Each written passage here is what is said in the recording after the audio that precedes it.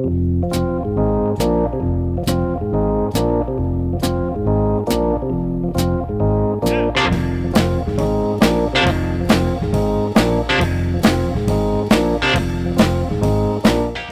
to the Two Blokes Chatting radio show on 94.7 The Pulse.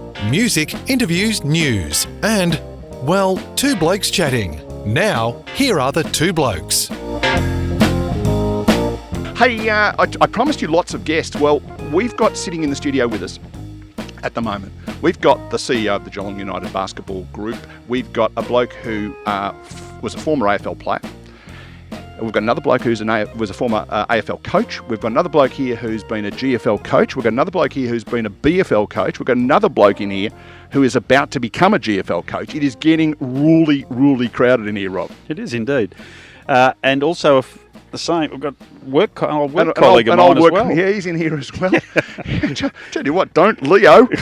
We're only meant to have three people in the studio. Sorry, mate. No, who we got? We're very impressed, and a little blessing we got yesterday morning when we knew Mark Neeld was coming on to talk about basketball, but the news that he's been appointed South Barwon football coach was a blessing. Lots to talk about. Mark Neeld, welcome to the Two Blokes Chatting radio show.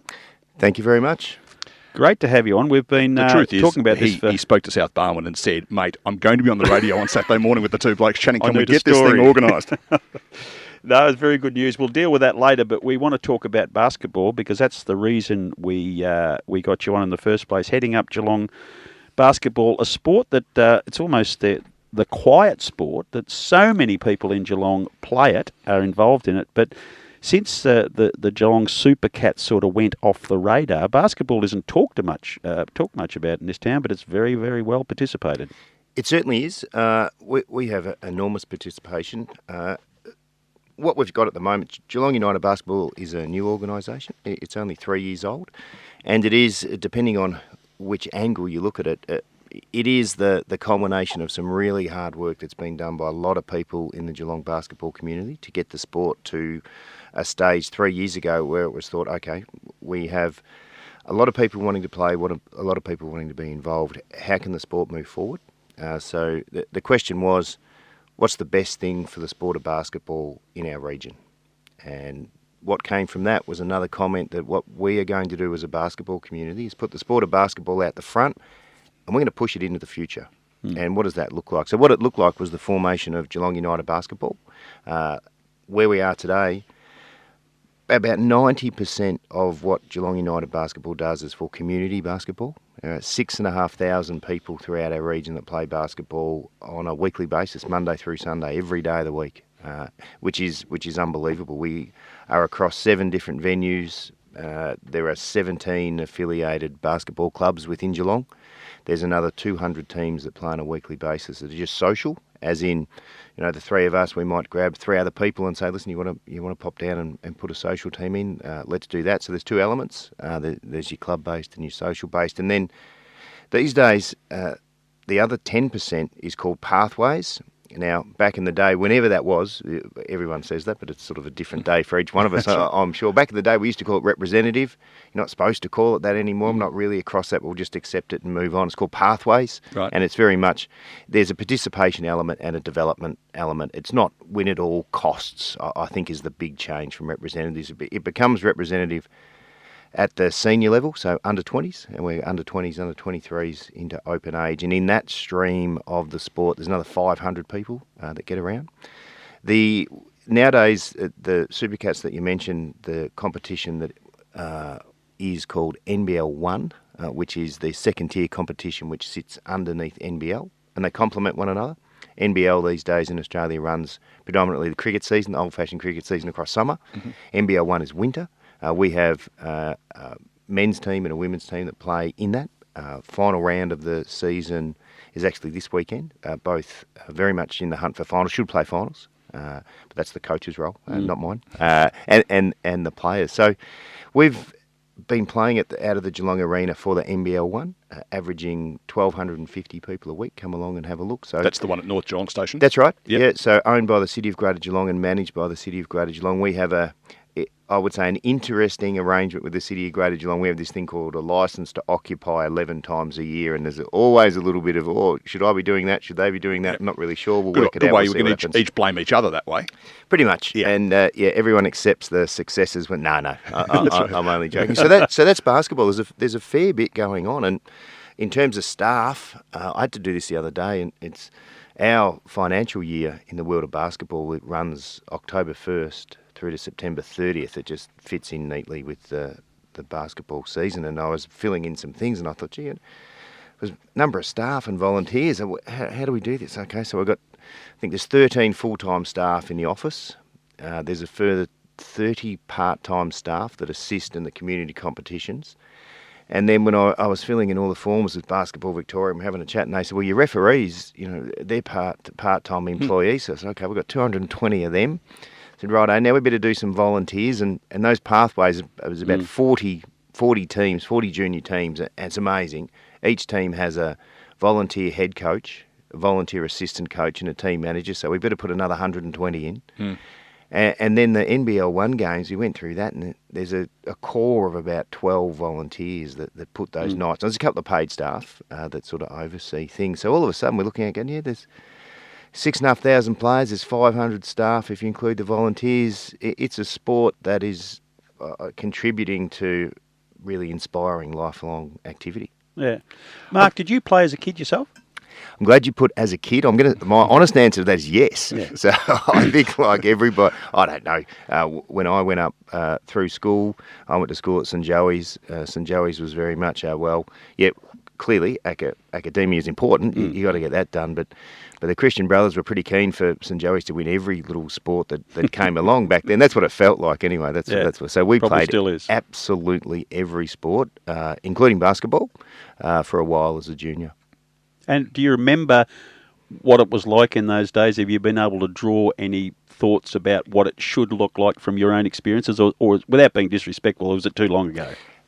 That's good. That's coming from you. Yeah, that's fair. I'll take that on board. Feedback is a gift. What I'd say to that is that the experience.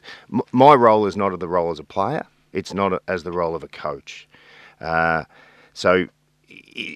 It's too long ago, yes, probably. But in terms of my role is to ask hopefully insightful questions that get people to understand why they do what they do and what they need to be really good in their role. And then what I have to do is work with them to create an environment where that can happen. Yeah.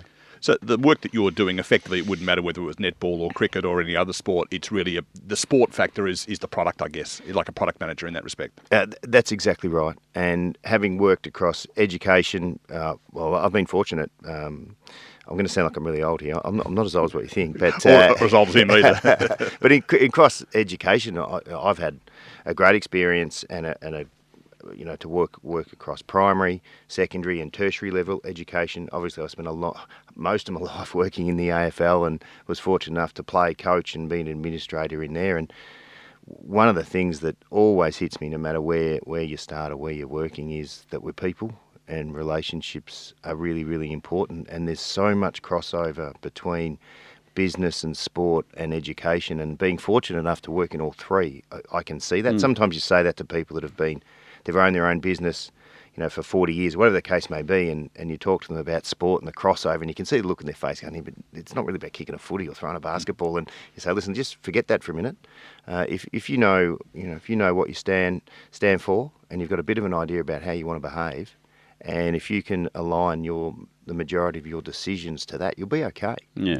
There's an interesting thing that happened in my time watching where, as footy clubs at the highest level and even locally started to grow and needed more management, they called in business acumen to assist them to put that together. And then over the journey, we're now getting businesses that are calling in AFL coaches and CEOs to give them the balance. So there's a perfect example of the two working together to produce really good, productive outcomes. Yeah, absolutely. About 6 weeks ago, I did a presentation for the Geelong Business Club, which was a really good evening, and had a chat to people. It was titled The Sport of Business, the Business of Sport. It's the same thing you mentioned before about the content. Yeah. It's the actual nitty-gritty of the content. Yes, you certainly need experts in their field that understand whether it be basketball or football, or whether it be manufacturing certain things or exporting things overseas. You need the experts in their field. But human resources and things such as that, they cross over. Definitely, yeah. And creating a vision and shared value and all these types of things that organisations have there, they cross over many industries. This is a thing Neil hates, is being the best person you can be. But the reality is sport does provide the opportunity to for someone to the character development in that, which then goes into the workplace. To be fair, my comment was, I hate the word "live your best life," which I mean, I only ever expect to have one of those, and so therefore, living my best life sounds a little bit American. That's okay. Sorry, back to you. Yeah, I get that. Look, you're right. There's no doubt. I'd add to that. No matter what you do, you get the opportunity to be really good at it. Sometimes we feel in the world of sport, it's almost like a fast tracking, particularly if you get to professional sport, because you're a full-time job. And we're being in, so again, I said, I spent most of my life in the AFL. You are surrounded by so much education and so many people that have lived amazing lives themselves. They've got lots of things to give you, and it's up to you, really, as to how much of that you grab. One of the things that I got out of the AFL, the opportunities to study are enormous. Not everyone takes them because it's not everyone's cup of tea. I understand that. I was able to do a whole lot of study while I was playing footy and coaching footy and being an administrator, and really enjoyed it. It's just different. Again, people grab whatever they want to grab. Yeah. Just thinking about basketball again, Mark. I am old enough to remember barracking for a team called the Coburg Giants, who turned into the North Melbourne Giants, who turned into oblivion. And I think they're kind of back, aren't they? Sort of in some way, shape, or form. But if you look at that, I'm going back probably to the mid '70s, and you know, at that stage, it was, I think, on Channel 10, they were playing the games, and it kind of disappeared at the elite level from the TV screens, and now it's back, and the guy, Larry, somebody or other, I think, Kesselman. Yeah, that's put all the money into bring it back in. Has the participation rate kind of followed the exposure on TV? To a point, yes. I think the participation rate has always been, there's been a slight upward trend. I was going to say, get all these consultancy terms at the moment. They talk about an uptick, and I said, but a tick's always gone up. A little bit at the start, you can say, I guess. But anyway, it's always on a little bit of a trajectory going up. But I think there has been a correlation to just more exposure. The one thing with now this is interesting, and again, coming from another sport. Now, Australian rules football is fortunate, I think, from a marketing point of view, because the best standard of that sport in the world is a 10-minute walk from where we're sitting, as an example. That's the best. So the children growing up and mum and dad growing up, whoever it is growing up, it doesn't matter. That's what they see. Now, for other sports, for soccer or world game or football, whatever you want to call it, for basketball, for hockey even, things such as that, the best sport, the best standard of that sport is overseas. And I think at times that hurts a little bit, the growth. So we've got the NBL, and Larry's and his team have done an amazing job in promoting the sport and getting it back to somewhere where it was in the era that you mentioned. But it's still the best sports over there. Like we had a NBL 1 player who was playing for us this year. We have a really strong relationship with Melbourne United Basketball Club that play in the NBL. Our head coach is their senior assistant coach. We've got players that cross over, which is wonderful for us. One of the players who crosses over was a person by the name of Jack White. So he came to us, played 4 games, and then he got a summer league contract to go to the NBA with the Denver Nuggets. So they go and have a trial sort of period. He's not coming home. He got an NBA because that's wow. But the thing is, that's over miles away over there. Yeah. So we've got a group. That's different. Yeah, and I think the thing that Rob and I have talked a bit about on the program in the past, so people will be going, "Oh, here he goes again." We dislike the Americanisation of Australia in so many different ways. And when I was growing up, my treasured possession, more than any other treasured possession, was my Kevin Murray Fitzroy jumper, right? And I would wear it anywhere I could. I have nephews who are 14, 17, who have like 15 different American basketball singlets in their cupboard. I have another nephew who's got probably 25 of them, and I offered to buy my nephew a Brisbane Lions jumper, and he said, "Yeah, but where would I wear it?" And that, to me, it just drives me insane. And kids who will get up at 4 o'clock in the morning to watch Liverpool play against Arsenal, and yet won't sit down on a Friday night and watch the Lions beat St Kilda. I can't get my head around that. It just doesn't make sense to me. Well, some things aren't supposed to make sense. No. Well, clearly this program some things are what they are. I think they're, a big picture. Australia is truly a multicultural society. We know that, and part of that multicultural society is actually America. And there are some things that they do really well. One of the things in that space that I think America does really well is to market their sports and market their people, and they also market individuals, and they're fine with that. There are some components of our society that don't like that. And it is weird growing up in footy because often you'll hear people say, "Oh, I really wish that person would say what they really want to say." And we know we all go through the media training and essentially, and this is a tongue-in-cheek and this will offend someone that does media training, but essentially when you go through media training, they teach you how to answer every question the same way with a fair bit of number of words to use and actually say nothing. And then you'll hear some people say, "I wish they'd say what they really wanted to say." And then when someone comes out and does it, they bag them for it and they write it. And they write it. And you think, "Well, hang on." Look, it's a bit of a game. Look, just get in the game of life and see how you go. But nothing would please me more than seeing a kid walking down the street wearing a Melbourne United singlet or a Melbourne Victory shirt. Or I don't care about the sport. I just wish that they would, because, as you said, if a kid wants to go and watch Melbourne United play, they jump on a train. If they want to go and watch the LA Lakers play, they've got to buy an air ticket. Yeah. By the way, Rob, I found out the other day that Steph Curry's not a girl. He plays basketball. Definitely not. Definitely not.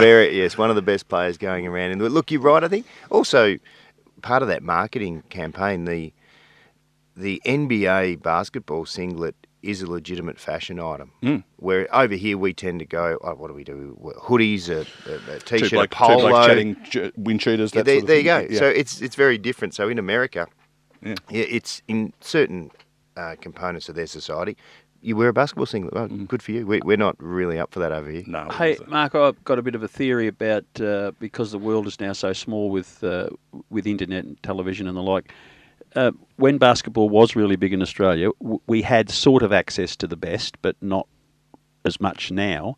And the same with soccer. The A-League is trying very hard to provide soccer, but when you got access to the very best that people can watch and get attached to, do you think those two sports will struggle to get the level of excitement and enthusiasm in Australia because we're internationally connected to the very best, as you said before? Yeah, I think it depends on what you want to measure the sports on. And sometimes you just are at the level you are, and the people that can accept that and work with that tend to be a bit more content in what they're doing. And I'm not saying that you should not always strive in the world of everything, really, business and sport. Technically, we should be better tomorrow because we now have all the information that we got today that we didn't know yesterday. Those types of things. But I think from that point of view, I mentioned a bit of a comment before. I've noticed an enormous change in Geelong United Basketball over the last 3 years. We started out and the comment was, well, let's be the best basketball association in Australia. No one actually knew what the best basketball Australia association actually did and what they'd look like, which is great. It's good to aspire to something.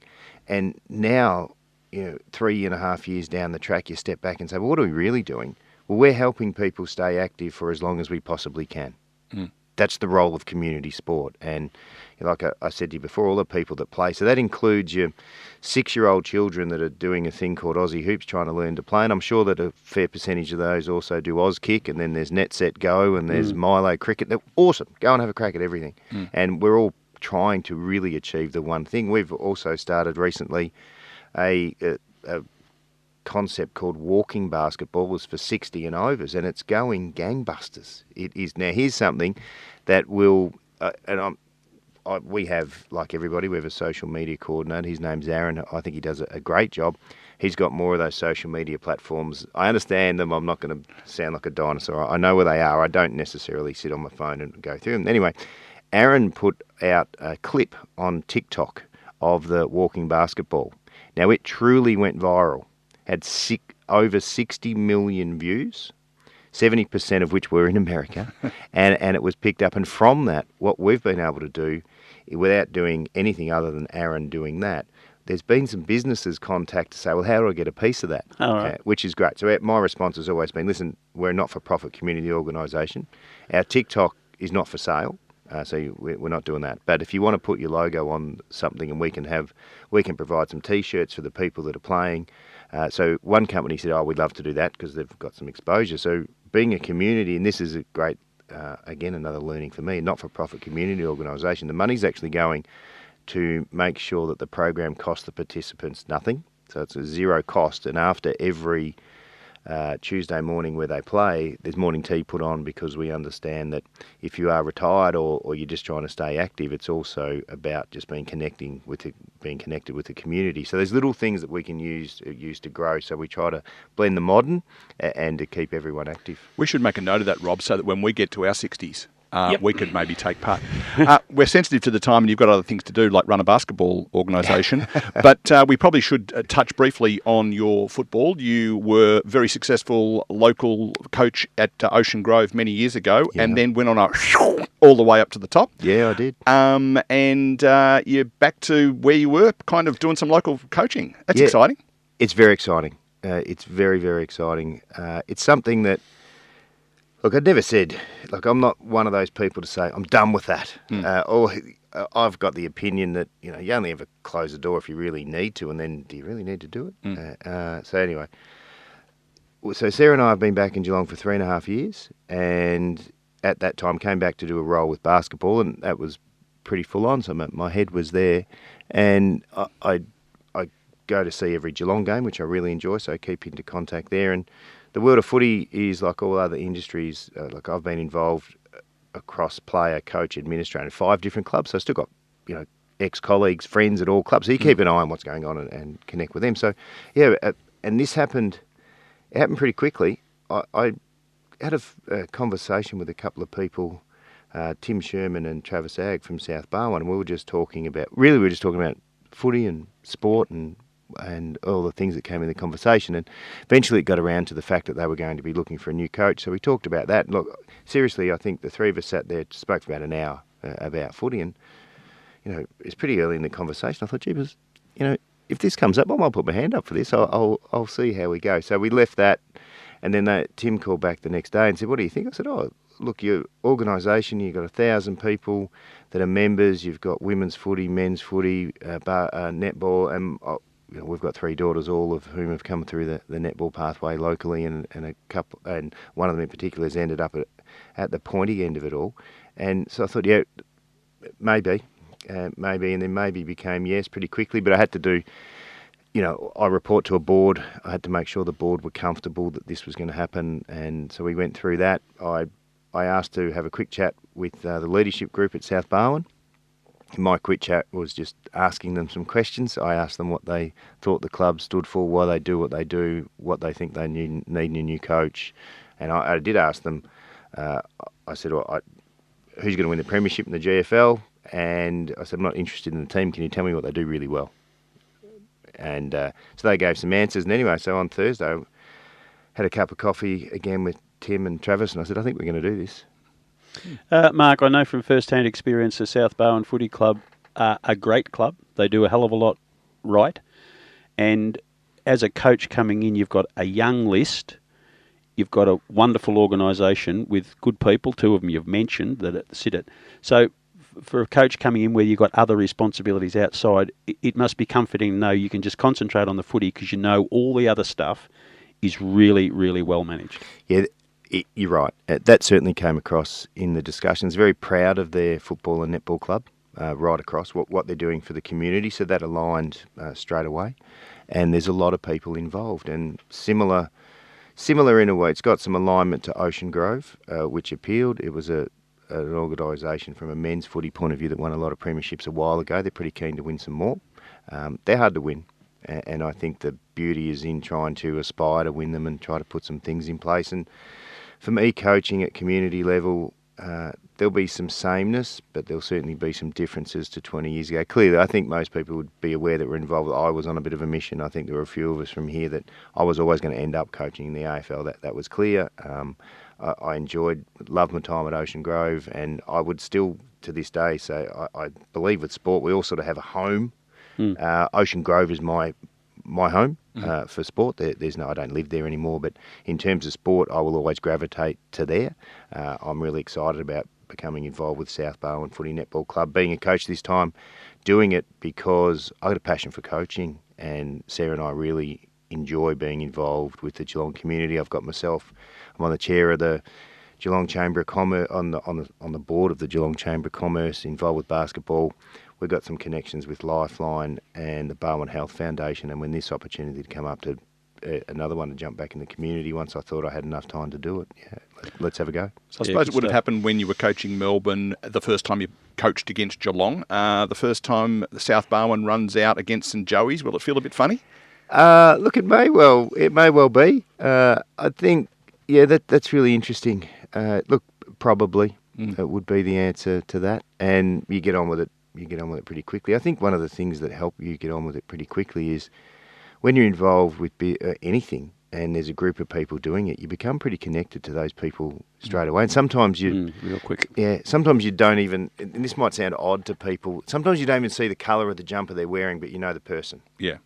Like I will know, like I don't even know if I know anyone that plays it. I know the coach of St Joseph's, which is good. But when South Barwon plays St Joseph's, I'll be connected to the people wearing the South Barwon jumper. Yeah. And I might not even notice the colours, but I'll notice the person. Because it's well documented that Paul Roos, when his first game as a winning coach at Melbourne, he sang "It's a Grand Old Flag" and inserted the words from the Beverly Hills Junior Football Club that he and I were both associated with many years ago. Yeah. So don't do that. If they start singing the St Joey song, don't join in, would be my advice. Yeah, no, I won't do that. Thank you. I'll take that on board. Yeah, no, we like to help. That's what we're here for. Terrific.